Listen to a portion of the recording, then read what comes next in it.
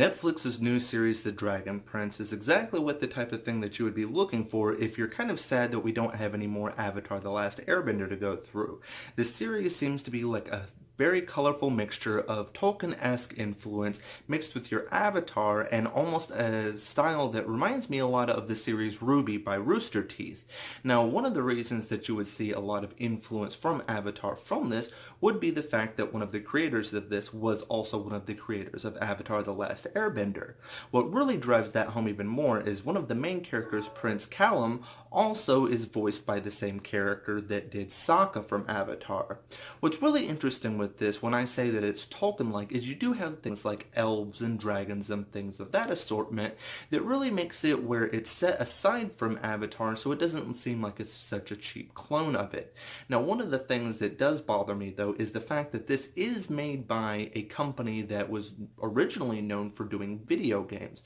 So, although the animation does come off like RWBY in some aspects, it does seem to like have these weird glitchy moments almost in some parts, but if you can get past that, the animation at other points can be beautiful, including the fact that a lot of the times you're having some really interesting fight scenes that you're not seeing from some of these series that unfortunately a lot of the times you can't show to younger viewers. A lot of the times when you're looking for higher action anime, it's not appropriate for younger audiences. That's not really the case here, because even though the action does get pretty intense at some points, it never gets to a point that you can't really show it to younger audiences. I really appreciate that type of thing, especially since I have two nieces that I would really like to show this series to in the future.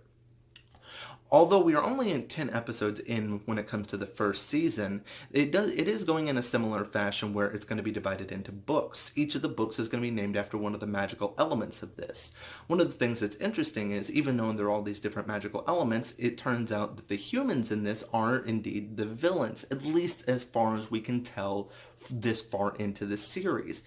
Basically, the story goes for this that there are 7 elements, and the 8th element is discovered. I might be wrong on the numbers, so correct me in the comments if you would like. And the 8th element that they come up with is darkness. The humans start using darkness, and the world gets divided basically into the elven dragon land and the humans land that have been completely separated by a dragon at the border that has kept everyone out. Well, when the dragon dies and the egg is presumably destroyed, the elves decide that they have to go and seek revenge on the humans by trying to assassinate the king. I can't really get into any more than that and everything without going into spoilers, since I want you to be able to go into this with a fresh mind, but it is one of those series that does have a political aspect to it that you could expect and everything from one of the creators of Avatar. I like that because it's enough that you can dive your mind into it if you are looking for that aspect, but it's not so heavy that if that's not your cup of tea, that you don't have to continue to think about it too much, because the action and the comedy and so on and so forth is enough to keep you carrying throughout the rest of the series.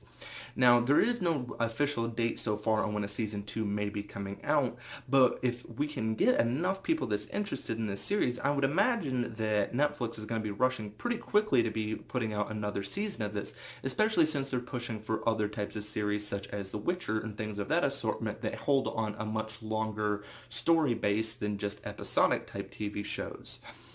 So basically, if I was going to give a review of this show, I would have to probably give it about a 6 out of 10. Although I am enjoying the show so far, it is a little bit early on before I can really give you too much on it. So I hope that I'll see you soon, and love all your faces.